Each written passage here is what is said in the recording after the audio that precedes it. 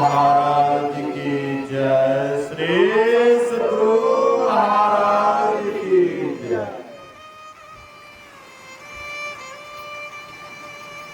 अखंड मंडलाकारं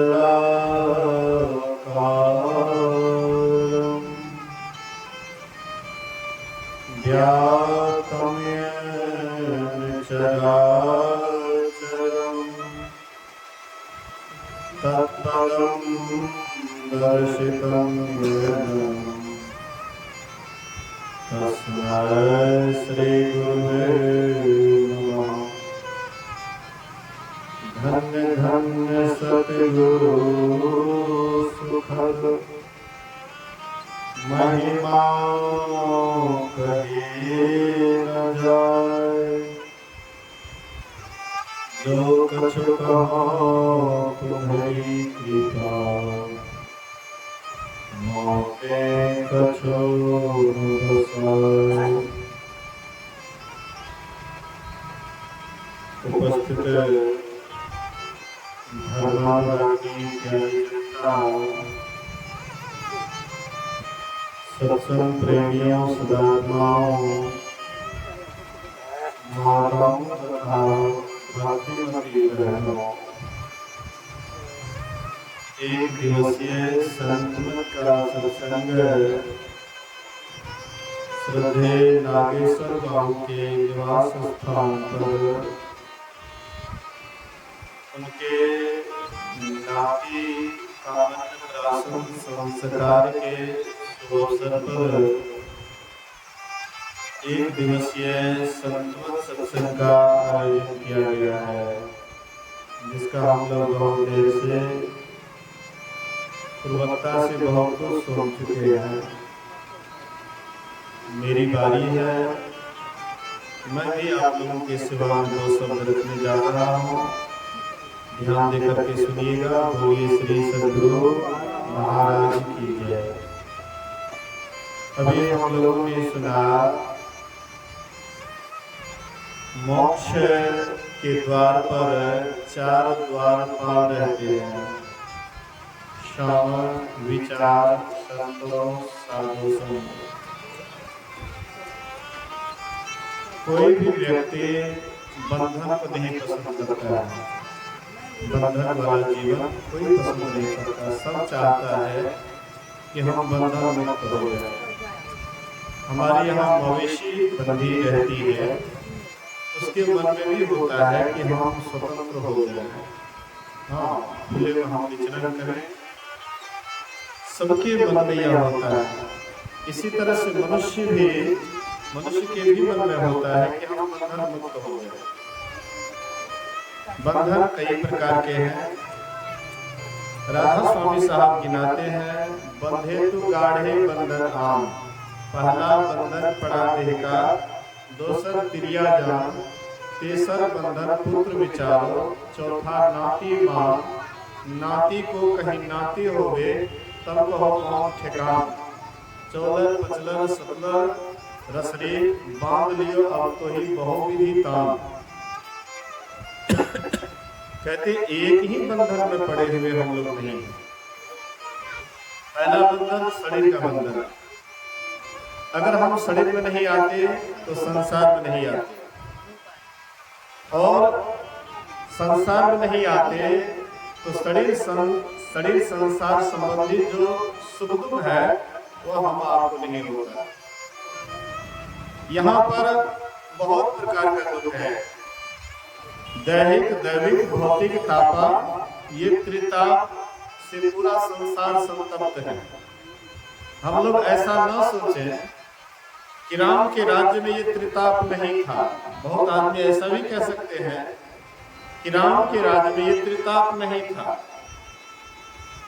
तो राम के राज्य में त्रिताप नहीं था तो राम का राज्य कहाँ था? हम लोग सोचते हैं कि अयोध्या में राम का राज्य था।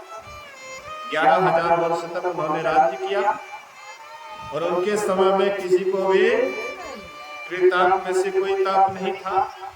तो ये भूल है। अगर राम के राज्य में अगर सभी सुखी थे तो फिर राम जी को वनवास कैसे हो गया? स्वयं उसी को वनवास हो गया। उसके साथ वहां तक ही विपत्ति नहीं रहा, उनकी प्यारी पत्नी जो हर हमेशा साथ में रहने वाली थी, उसका भी अपहरण हो गया। और फिर इतना ही होकर के नहीं रह गया, महाराज दशरथ भी पुत्र के वियोग में शरीर छोड़ दिए, मर गए। क्या यह राम के राज्य में ये सब जो घटना घटी, क्या ये दैविक भौतिक हिसाब से अलग है? नहीं कह सकते। वहां पर भी, अयोध्या में भी दैविक भौतिकता व्याप्त था, सबको व्याप्त रहा था, कोई इससे बचे नहीं थे। लेकिन हाँ, असली राम राज्य में ये त्रिताप नहीं है। असली राम राज्य या शरीर संसार में नहीं है। साधना करके, ध्यान करके अगर कोई केवल दशा पाले, अपने आप को पहचान ले, परमात्मा को जान ले, तब यह दशा होती है। तब वहां पर दैविक भौतिकता का, तब असली राम राज्य काहू नहीं व्यापा। वह असली राम राज्य बाहर में नहीं है, सबके भीतर है। वही राम राज्य जाने के लिए, वही राम राज्य जाने के लिए कहते हैं सभी बंधनों से ऊपर उठना पड़ेगा। सभी बंधनों से कैसे ऊपर उठिएगा? यो लोग यदा कदा सोचते हैं कि जहर महल खा लेंगे तो मर जाएंगे, शरीर छोड़ देंगे, हाँ हमको छुट्टी हो जाएगी। कोई सोचते हैं कि रेलगाड़ी में कट करके मर जाएंगे तो हमारी छुट्टी हो जाएगी। लेकिन इस तरह के मृत्यु से किसी की छुट्टी नहीं होती है। या अपना आयु समाप्त करके जब आपकी मृत्यु होगी तब सोचते हैं हमारी छुट्टी हो जाएगी, कहते ऐसे भी आपकी छुट्टी होने वाली नहीं है। तो फिर छुट्टी कैसे होगी? इसीलिए अभी सुन रहे थे, मोक्ष के द्वार पर 4 द्वारपाल रहते हैं। शव, विचार, संतोष, साधु संग। मतलब हम सदा के लिए मोक्ष पाना चाहते हैं, मुक्ति पाना चाहते हैं, परमात्मा को जानना चाहते हैं, परमात्मा को पहचानना चाहते हैं, तो सबसे पहले ये 4 द्वारपाल से मिलना पड़ेगा। 4 द्वारपाल से मिलने के लिए सबसे पहले साधु संग की आवश्यकता है। साधु संग में नहीं जाइएगा, साधु के संगति में नहीं जाइएगा, तो राम की चर्चा कहां से होगी? संगत ही जरी जाए, न चर्चा राम की, दुल्हा बिना बारात हो किस काम की। साधु नहीं हो, समझाने वाले नहीं हो, ईश्वर के भक्त नहीं हो, तो क्या करेंगे, नहीं करेंगे? क्या इसका ज्ञान कोई दे सकता है साधु के बगैर? हम लोग साधु से मतलब नहीं रखते, मतलब उससे रखते हैं जो हमारा कल्याण नहीं कर सकता है। कोई जीवन भर मूर्ति की पूजा करे, क्या मूर्ति उपदेश कर सकता है? कोई जीवन भर भगत करे, अष्टजाम करे, या कोई भी काम करे, लेकिन साधु संगत से अलग रहे, क्या उसको परमात्मा का ज्ञान हो सकता है? कदापि नहीं। परमात्मा को जानने के लिए जो परमात्मा को जानते हैं उनके पास जाना पड़ेगा। परमात्मा का पता, सही पता कौन बताएंगे? जो परमात्मा को जानते हैं। और उस जानकार के पास नहीं जाएंगे। आपका विद्यार्थी है, आपका विद्यार्थी है, शिक्षक के पास मत भेजिए। क्या वह विद्यार्थी पारंगत हो जाएगा? वह विद्यार्थी बराबर सरस्वती माँ को अगरबत्ती घुमाते रहे, फूल पानी चढ़ाते रहे, क्या वे विद्या में पारंगत हो जाएंगे? नहीं। सरस्वती माँ की पूजा करने से वह विद्यार्थी आगे नहीं बढ़ेगा, बल्कि जिसके अंदर में सरस्वती माँ बसी है, मतलब जो विद्या में आगे बढ़े चढ़े हैं, जिनके अंदर में वह विद्या मौजूद है, उसके पास जाने से वह विद्यार्थी को विद्या हो सकती है। इसी तरह से अध्यात्म विद्या भी, जो अध्यात्म के जानकार है, जब तक उनके पास नहीं जाएंगे अध्यात्म विद्या कैसे हो सकता है। बिन दया संतन की में ही जानना इस राह को, हुआ नहीं होता नहीं वो होनहारा है नहीं। बिन दया संतन की में ही, जब तक संतों के पास नहीं जाएंगे, महापुरुषों के पास नहीं जाएंगे, उनके वचन को नहीं सुनेंगे, अपने जीवन में नहीं उतारेंगे, तो भला कैसे उसको जान सकते हैं, परमात्मा को जान सकते हैं। तो परमात्मा के पास जाने के लिए ये 4 द्वारपाल है, गेटमैन है। और जब तक गेटमैन से नहीं मिलिएगा आप कैसे परमात्मा के पास जाएंगे। विष्णु भगवान के गेटमैन था जय विजय। जय विजय विष्णु भगवान के गेटमैन थे। अब कोई अगर जाते थे तो सबसे पहले गेटमैन से आदेश लेना पड़ता था। एक बार 4 ऋषि 5 ही वर्ष के, सनत, सनातन और सनत कुमार, ये चारों ऋषि जा रहे थे विष्णु भगवान के दर्शन के लिए।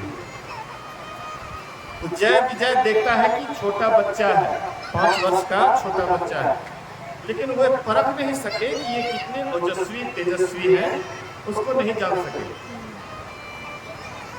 एक बच्चा समझ करके कहता है कहाँ जा रहा है, और विष्णु भगवान आराम कर रहे हैं, इसलिए उधर मत जाओ।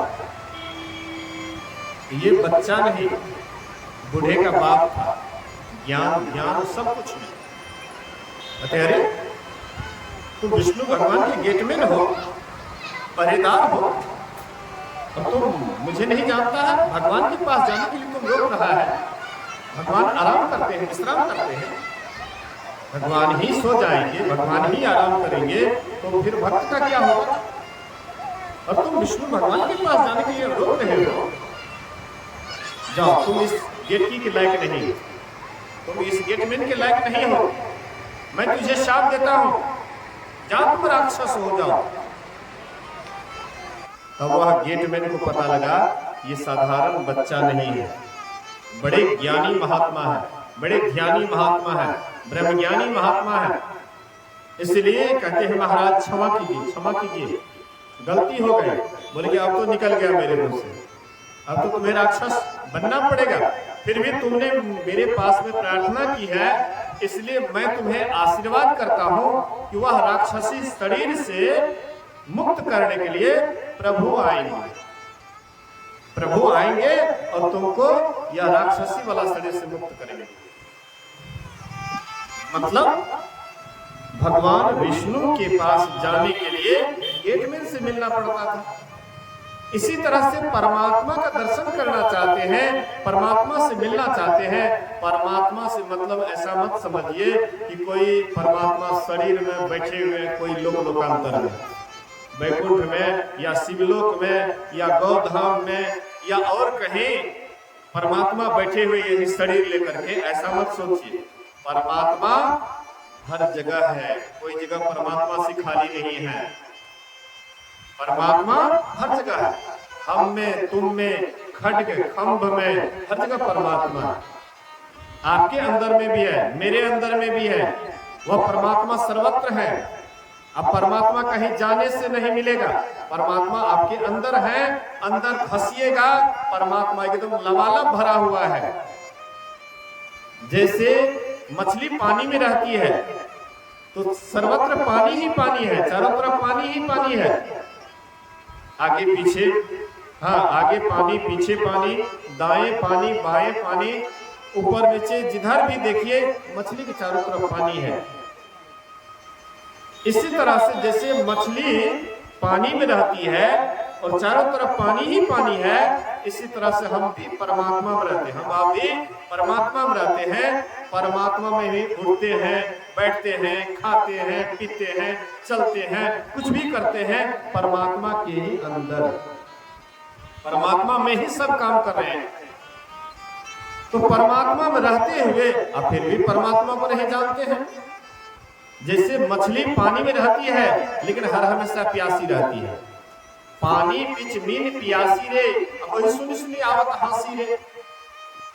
पानी बीच मछली रहती है लेकिन प्यासी रहती है। पानी बीच मीन प्यासी ने, अब वही सुनी सुनी आवत हंसी ने। तो जैसे पानी में मछली रहती है लेकिन प्यासी रहती है। प्यास कब बुझता है? जब वह उलटती है।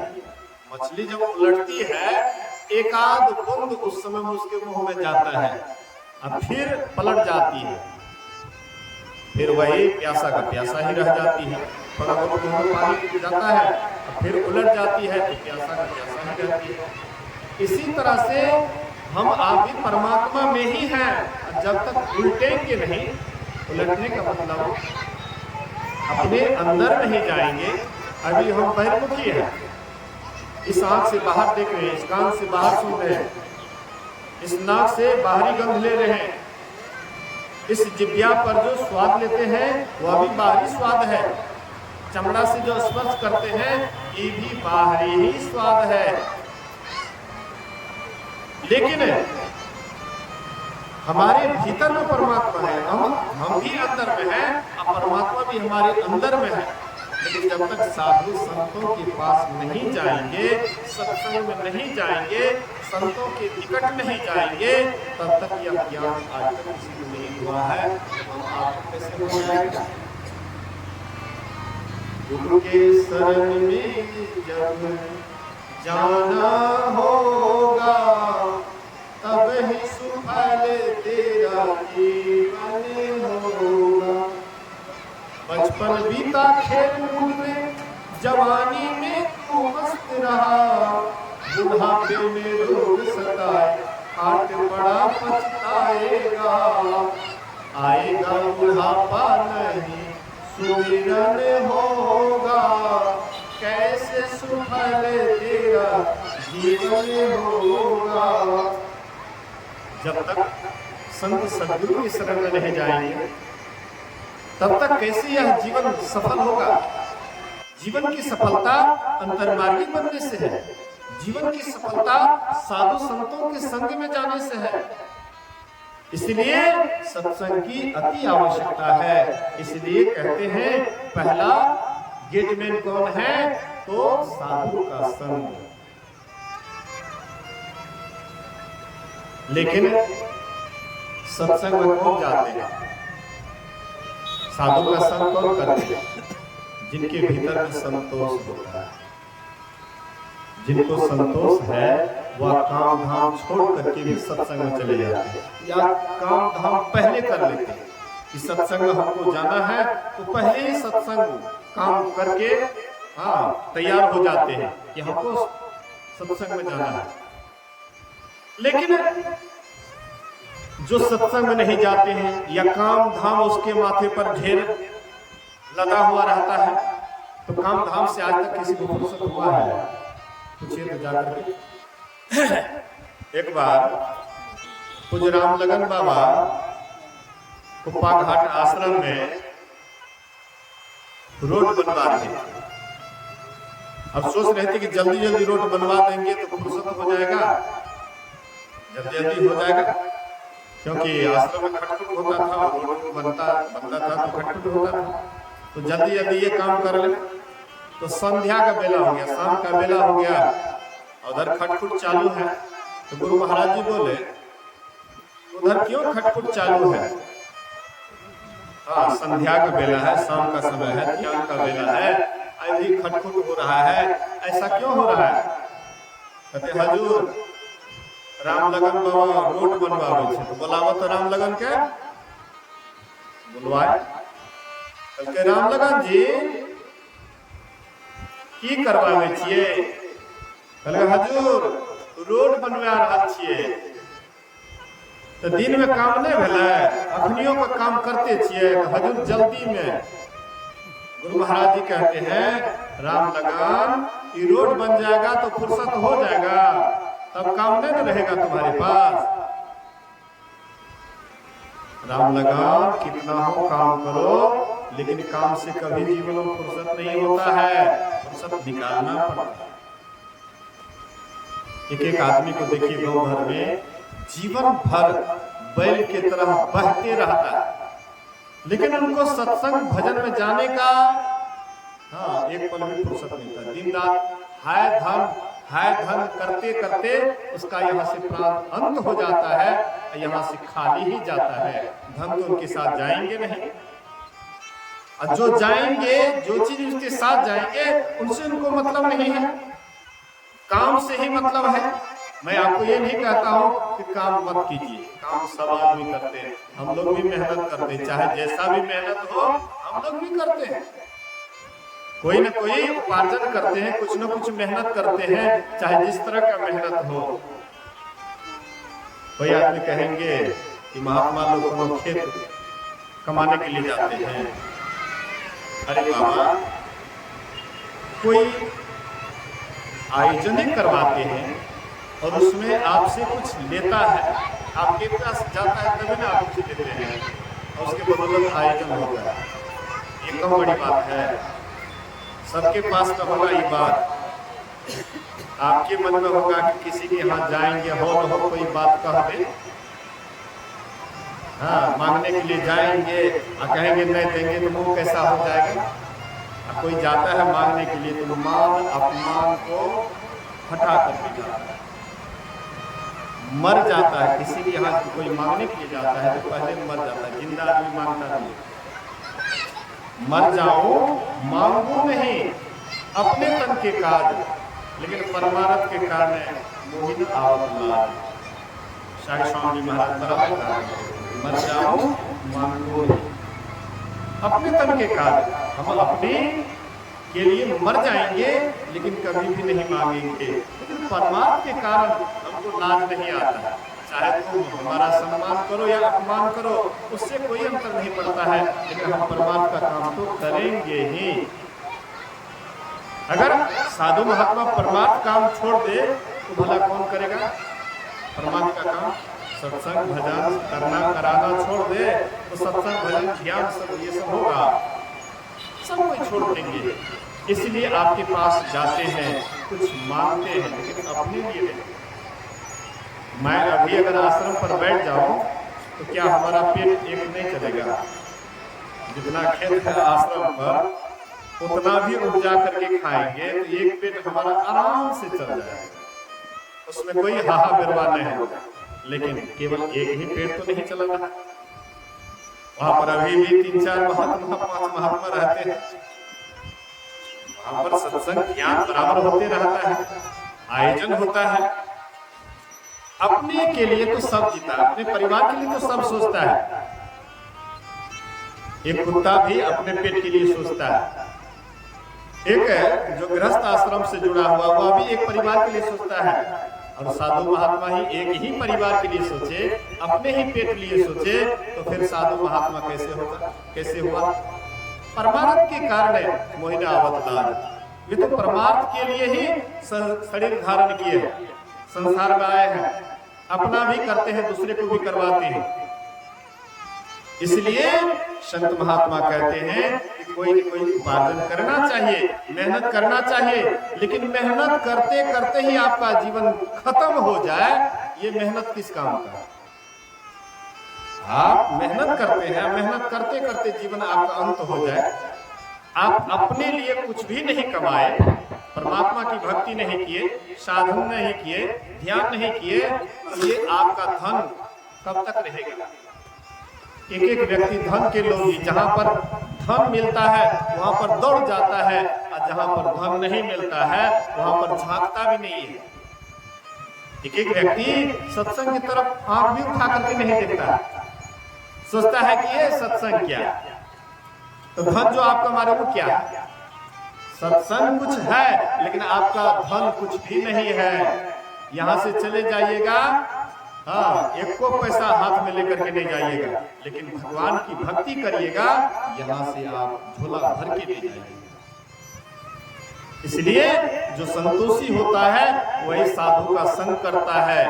यही 2 गेट में हो गया, साधु का संग और संतोष।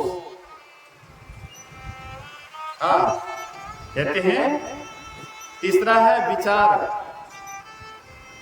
जिनके अंदर में शुभ विचार आता है वही सत्संग की तरफ बढ़ाता है। सुविचार जिनके अंदर आता है वही सत्संग की तरफ बढ़ता है। रामकृष्ण परमहंस जी महाराज कहते थे कि पुण्य और पाप जब तक पाप का पलड़ा भारी होता है, पुण्य का पलड़ा हल्का होता है, तो भक्ति करने में मन नहीं लगता है। याद रखिएगा, न सत्संग में जाने में मन होगा। पाप का पलड़ा जब भारी होता है, शुभ काम करने में आपका मन नहीं लगेगा। हाँ, दिखाने के लिए आप करा लीजिएगा शुभ काम, भगत करा लीजिएगा, अड़जाम करा लीजिएगा, हाँ, लाख 2-4 लाख दे दीजिएगा, लेकिन सत्संग कराना नहीं, सत्संग करना पड़ता है, अपने जीवन में धारण करना पड़ता है, संयम नियम अपनाना पड़ता है, नियम से चलना पड़ता है, एकांत में ध्यान भी करना पड़ता है। करा देने से काम नहीं चलता है। भगत करा देते हैं, लाख 2 लाख खर्चा कर देते हैं, कुछ करा देते हैं। आप भगत थोड़े करते हैं, करा देते हैं। आप अड़जाम थोड़े करते हैं, अड़जाम करा देते हैं। और जितना भी काम है करा देते हैं, लेकिन सत्संग करना पड़ता है। गुरु महाराज कहते नित्य प्रति सत्संग कर ले प्यारा, नित्य प्रति रोज सत्संग करो प्यारे, तेरा कार्य सरे सारा, तुम्हारा सब कार्य हो जाएगा, बन जाएगा, बिगड़ेगा नहीं। जो सत्संग करते हैं, जो ध्यान करते हैं, उसका कार्य बिगड़ता नहीं है, बन जाता है। संसारिक कार्य भी और परमार्थिक कार्य भी दोनों बन जाता है।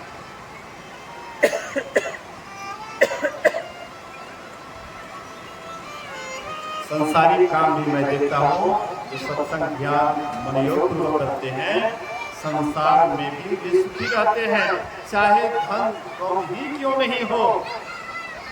कोई बहुत बेईमानी शैतानी करते हैं, बहुत धन जमा कर लेते हैं, इसलिए वह सुखी हो जाता, सो बात नहीं है। किसी के पास में अधिक धन बेईमानी शैतानी करके हो जाता है, तो दिन रात और बेचैन रहता है।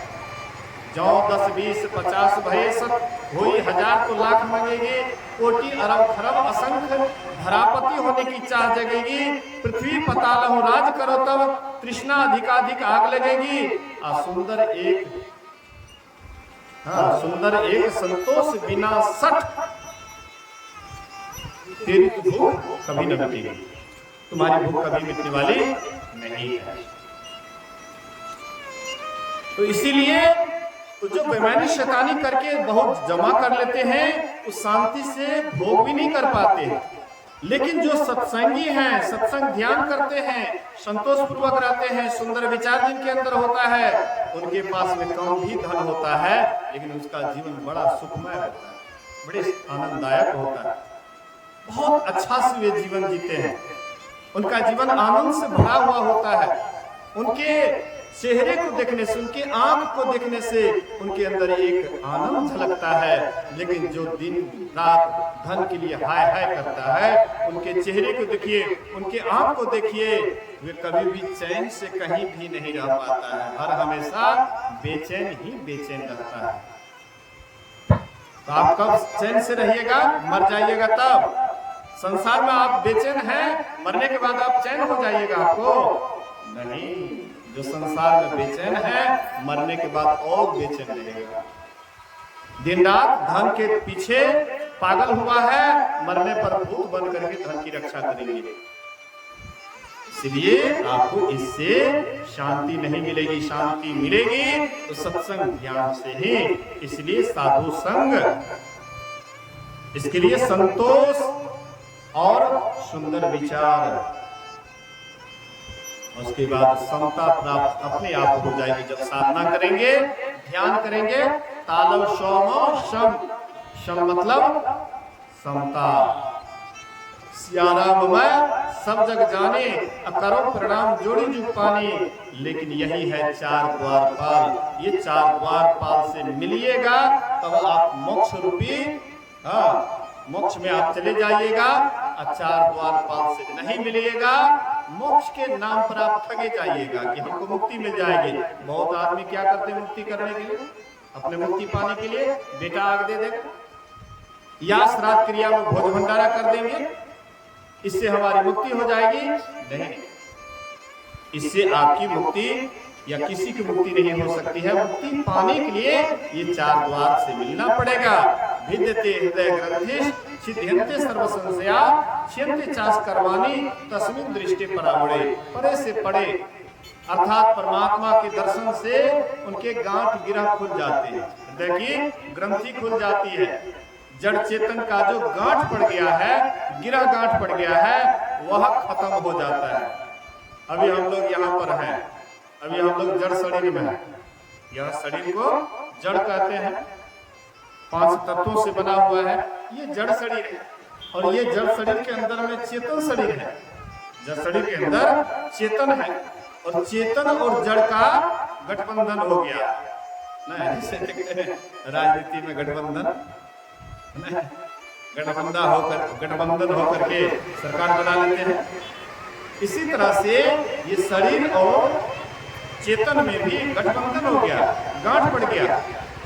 ध्यान के द्वारा जब हम ध्यान करते हैं, जड़ को अलग कर देते हैं और चेतन को अलग कर देते हैं। जड़ एक ही नहीं है। ये जो शरीर दिखाई पड़ता है, ये तो मोटका जड़ शरीर है, लेकिन इनके अंदर में भी और जड़ शरीर है। स्थूल, सूक्ष्म, कारण, महाकारण, ये 4 जड़ शरीर है। जड़ का फैलाव ये 4 शरीर तक गया है, स्थूल, सूक्ष्म, कारण, महाकारण। लेकिन अंत में है कैवल्य, वही है चेतन। वही चेतन और जड़ का मिलन हो गया है। गोस्वामी जी कहते हैं, रघुपति भगति करत कठिनाई। रघुपति की जो भक्ति है, करने में बड़ी कठिनाई। कहत सुगम करनी अपार, जानई सो जही बनिया। ज्यों सरकरा मिलई सिकतामह, बलते नहीं गिलगावे। अति रसक सूक्ष्म पिपीलिका, बिनु प्रयास नहीं पावे। कहते हैं जैसे बालू और चीनी का मिलन हो जाए, मेल हो जाए। अब कोई बलवान आदमी को कहिए कि जड़ मतलब जो है चेतन चीनी को और बालू को पका, कोई बलवान आदमी है, ताकतवर है, उनको कहिए दोनों को अलग करने के लिए, उनसे नहीं होगा। लेकिन एक छोटी चींटी को अगर आप छोड़ देते हैं, तो छोटी चींटी क्या करती है? बालू को छोड़ देती है और चीनी को मिस लेती है। ये काम चींटी से होगा।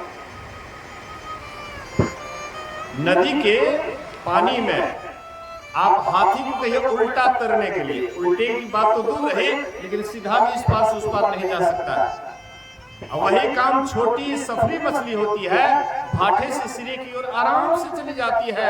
गुरु महाराज कहते थे कि पर्वत के ऊपर से जो पानी की धारा गिरती है नीचे की तरफ, वह सफरी मछली इतने काम में, अपने काम में अभ्यस्त है, तैरने में अभ्यस्त है, वह धारा होकर के पहाड़ पर चढ़ जाती है। इतना वह अपने आप में अभ्यस्त है। इसी तरह से जब तक हम संसार में फैले हुए हैं, सारे संसार में फैले हुए हैं, तब तक ये हाथी है, तब तक ये जड़ शरीर और चेतन को अलग नहीं कर सकती है। हाँ, यही अगर अंतर्मुखी हो जाए, सूरत बन जाए, अभी ये पूरे शरीर में जो फैली हुई है, ये हाथी बना हुआ है। हाँ, लेकिन ये हाथी से ये काम नहीं होगा। सूक्ष्म चींटी बनना पड़ेगा। सूक्ष्म चींटी बनने के लिए अपने अंदर में सूरत को जमाना पड़ेगा, अपने अंदर में ले जाना पड़ेगा। अंदर में जाइएगा तो वहां पर आपको बहुत सारी अनुभूति होगी। वह चेतन की अनुभूति है, आत्मा की अनुभूति है। जब आप स्थूल से सूक्ष्म में जाएंगे तो वहां पर आपको बहुत प्रकार का प्रकाश मिलेगा। निझरु झरै सहज धुनि लागे, घर ही परचा पाई। गुरु नानक देव कहते हैं, तुम्हारे अंदर में प्रकाश की बारिश हो रही है, तुम्हारे अंदर में शब्द की बारिश हो रही है। लेकिन कब उसको जानोगे? जब तुम अंदर प्रवेश करोगे, भीतर में प्रवेश करोगे, सूक्ष्म में जाओगे, तो वहां पर चेतन की बहुत सारी अनुभूतियां होगी। प्रकाश की बारिश होगी, शब्द की बारिश होगी, और उसको आप देखेंगे। इस आंख से नहीं देखेंगे, इस कान से नहीं सुनेंगे।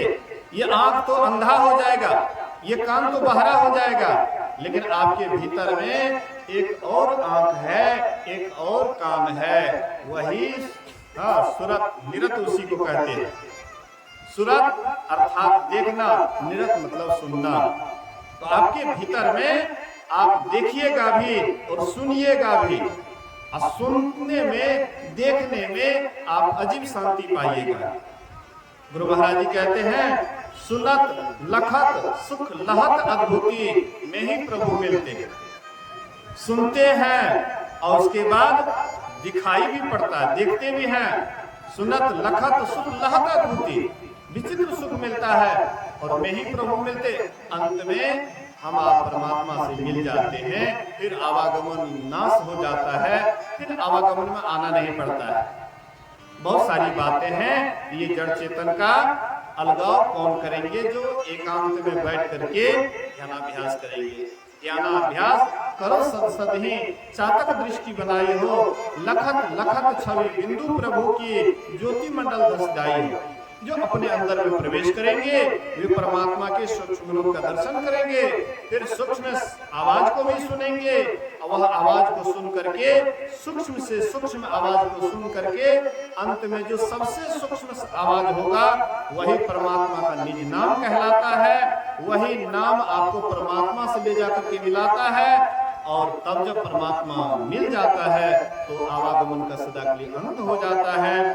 तो इसको सुनिए, समझिए। कोई कथा कहानी नहीं है कि सुन लिए और उसके बाद वहीं पर भूल गए, सो बात नहीं है। ये है साधन वाली बात, ध्यान वाली बात। इसको सुनिए और उसके बाद अपने जीवन में भी उतारिए, तो देखिएगा कि आपको मिलते मिलते वह मिल जाएगा जो कभी हेराता नहीं है। तो मिलते मिलते क्या मिल जाएगा? जिससे हम आप बिछड़े हुए हैं। किनसे बिछड़े हुए हैं? परमात्मा से बिछड़े हुए हैं। वे परमात्मा तब मिलेंगे जब अंतर्मुखी होंगे। अंतर्मुखी होने के लिए ध्यान कीजिए, समय समय पर सत्संग से भी प्रेरणा लीजिए। इन्हीं बातों के साथ मैं अपने वचन में विराम देता हूँ। एक बार सब आदमी गुरु महाराज जी का जय जयकार बुलंद आवाज में करें। बोलिए श्री सद्गुरु महाराज की जय।